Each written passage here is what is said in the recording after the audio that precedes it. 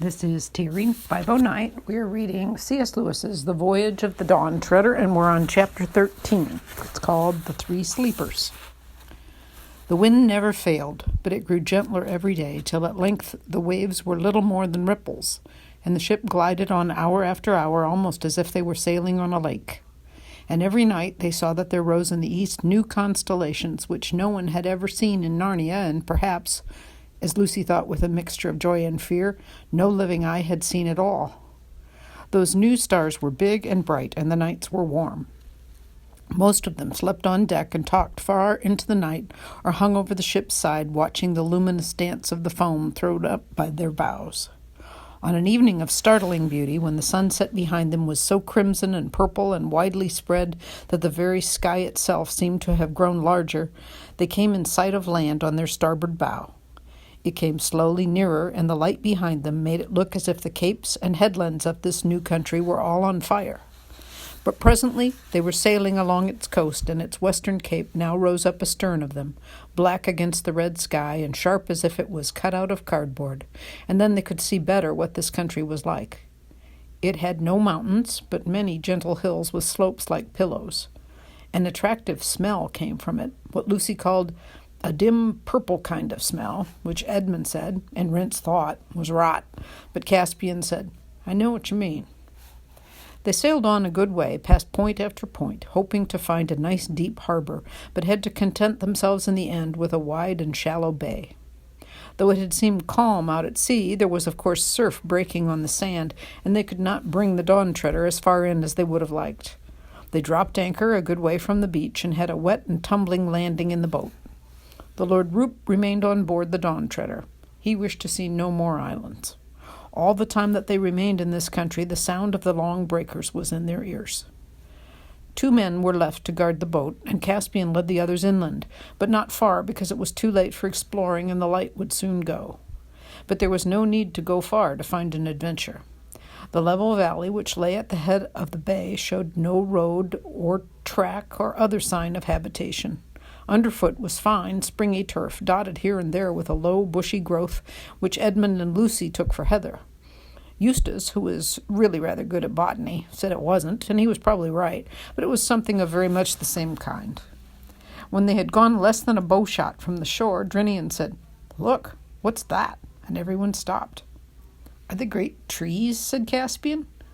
"Towers, I think," said Eustace. "It might be giants," said Edmund in a lower voice. "The way to find out is to go right in among them," said Reepicheep, drawing his sword and pattering off ahead of everyone else. "I think it's a ruin," said Lucy, when they had got a good deal nearer, and her guess was the best so far.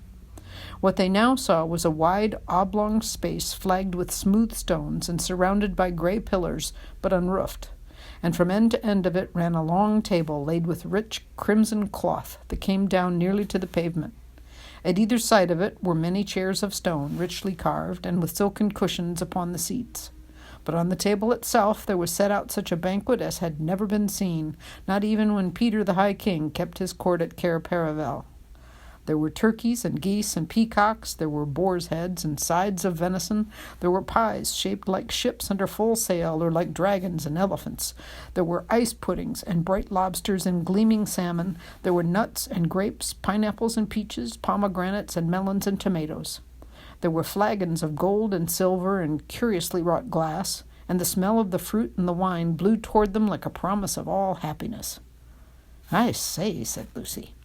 They came nearer and nearer, all very quietly. "But where are the guests?" asked Eustace. "We can provide that, sir," said Rents. "Look," said Edmund sharply. They were actually within the pillars now and standing on the pavement. Everyone looked where Edmund had pointed. The chairs were not all empty. At the head of the table and in the 2 places beside it there was something, or possibly 3 somethings. "What are those?" asked Lucy in a whisper. "It looks like 3 beavers sitting on the table." "Or a huge bird's nest," said Edmund.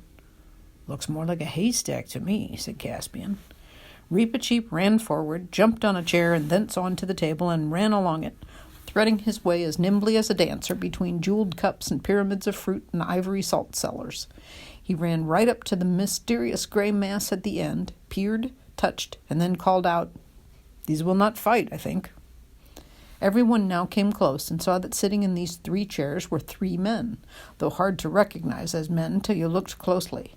Their hair, which was gray, had grown over their eyes till it almost concealed their faces, and their beards had grown over the table, climbing round and entwining plates and goblets as brambles entwine a fence, until, all mixed in one great mat of hair, they flowed over the edge and down to the floor.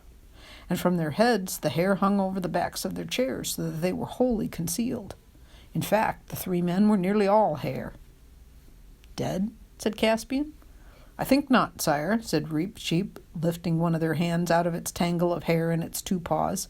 "This one is warm, and his pulse beats." "This one, too, and this," said Drinian. "Why, they're only asleep," said Eustace. "It's been a long sleep, though," said Edmund, "to let their hair grow like this." "It must be an enchanted sleep," said Lucy. "I felt the moment we landed on this island that it was full of magic. Oh, do you think we have perhaps come here to break it?" "We can try," said Caspian, and began shaking the nearest of the 3 sleepers. For a moment everyone thought he was going to be successful, for the man breathed hard and muttered, "I'll go eastward no more. Out oars for Narnia." But he sank back almost at once into a yet deeper sleep than before. That is, his heavy head sagged a few inches lower towards the table, and all efforts to rouse him again were useless. With the second it was much the same. "Weren't born to live like animals. Get to the east while you've a chance. Land's behind the sun," and sank down. And the third only said, "Mustard, please," and slept hard. "Out oars for Narnia, eh?" said Drinian. "Yes," said Caspian. "You are right, Drinian. I think our quest is at an end. Let's look at their rings. Yes, these are their devices. This is the Lord Revillion. This is the Lord Argos, and this the Lord Mavramorn." "But we can't wake them," said Lucy. "What are we going to do?" "Begging your Majesty's pardons all," said Rents, "but why not fall to while you're discussing it? We don't see a dinner like this every day." "Not for your life," said Caspian. That's right, said several of the sailors. "Too much magic about here. The sooner we're back on board, the better." "Depend upon it," said Reep-Sheep, "it was from eating this food that these 3 lords came by a 7 years' sleep." "I wouldn't touch it to save my life," said Drinian. "The light's going uncommon quick," said Rhynelf. Back to ship," muttered the other man. "I really think," said Edmund, "they're right. We can decide what to do with the 3 sleepers tomorrow. We daren't eat the food, and there's no point in staying here for the night. The whole place smells of magic and danger." "I am entirely of King Edmund's opinion," said Reep-Sheep, "as far as concerns the company in general, but I myself will sit at this table till sunrise."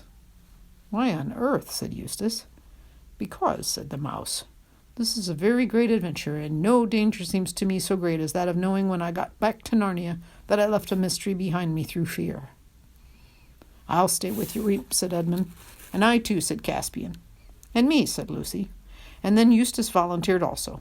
This was very brave of him, because never having read of such things or even heard of them till he joined the Dawn Treader made it worse for him than for the others. "I beseech your Majesty," began Drinian. "No, my lord," said Caspian. "Your place is with the ship, and you have had a day's work while we 5 have idled." There was a lot of argument about this, but in the end Caspian had his way.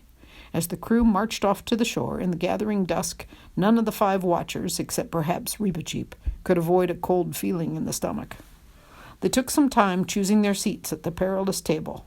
Probably everyone had the same reason, but no one said it out loud, for it was really a rather nasty choice. One could hardly bear to sit all night next to those 3 terribly hairy objects which, if not dead, were certainly not alive in the ordinary sense. On the other hand, to sit at the far end, so that you wouldn't see them less and less as the night grew darker, and wouldn't know if they were moving, and perhaps wouldn't see them at all by about 2 o'clock, no, it was not to be thought of. So they sauntered round and round the table, saying, "What about here?" or "Perhaps a bit further on," or "Why not on this side?" till at last they settled down somewhere about the middle, but nearer to the sleepers than to the other end. It was about 10 by now, and almost dark. Those strange new constellations burned in the east. Lucy would have liked it better if they'd been the leopard in the ship and other old friends of the Narnian sky. They wrapped themselves in their sea cloaks and sat still and waited. At first there was some attempt at talk, but it didn't come to much. And they sat, and all the time they heard the waves breaking on the beach.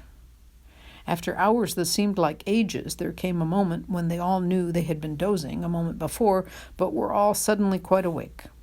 The stars were all in different positions from those they had last noticed. The sky was very black, except for the faintest possible grayness in the east. They were cold, though thirsty and stiff, and none of them spoke, because now at last something was happening. Before them, beyond the pillars, there was the slope of a low hill, and now a door opened in the hillside, and light appeared in the doorway, and a figure came out, and the door shut behind it.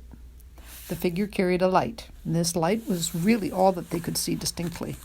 It came slowly nearer and nearer, till at last it stood right at the table opposite to them.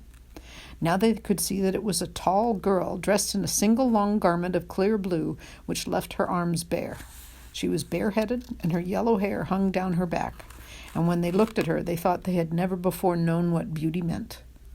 The light which she had been carrying was a tall candle in a silver candlestick, which she now set upon the table. If there had been any wind off the sea earlier in the night, it must have died down by now, for the flame of the candle burned as straight and still as if it were in a room with the windows shut and the curtains drawn. Gold and silver on the table shone in its light. Lucy now noticed something lying lengthwise on the table which had escaped her attention before. It was a knife of stone, sharp as steel, a cruel-looking, ancient-looking thing. No one had yet spoken a word. Then, Reepicheep first and Caspian next, they all rose to their feet because they felt that she was a great lady. "Travelers who've come from far to Aslan's table," said the girl. "Why do you not eat and drink?" "Madam," said Caspian, "we feared the food because we thought it had cast our friends into an enchanted sleep." "They've never tasted it," she said. "Please," said Lucy, "what happened to them?" 7 years ago," said the girl, "they came here in a ship whose sails were rags and her timbers ready to fall apart. There were a few others with them, sailors, and when they came to this table, one said, 'Here's the good place. Let us set sail and reef sail and row no longer, but set down and end our days in peace.' And the second said, 'No, let us re-embark and sail for Narnia in the west. It may be that Miraz is dead.' But the third, who was a very masterful man, leaped up and said, 'No, by heaven, we are men and Telmarines, not brutes. What should we do but seek adventure after adventure? We have not long to live in any event. Let us spend what is left in seeking the unpeopled world behind the sunrise.' And as they quarreled, he caught up the knife of stone which lies there on the table and would have fought with his comrades, but it is a thing not right for him to touch. As his fingers closed upon the hilt, deep sleep fell upon all the three. Until the enchantment is undone, they will never wake." "What is this knife of stone?" asked Eustace. "Do none of you know it?" said the girl. I think I've seen something like it before. It was a knife like this that the White Witch used when she killed Aslan at the stone table long ago." "It was the same," said the girl, "and it was brought here to be kept in honor while the world lasts." Edmund, who had been looking more and more uncomfortable for the last few minutes, now spoke.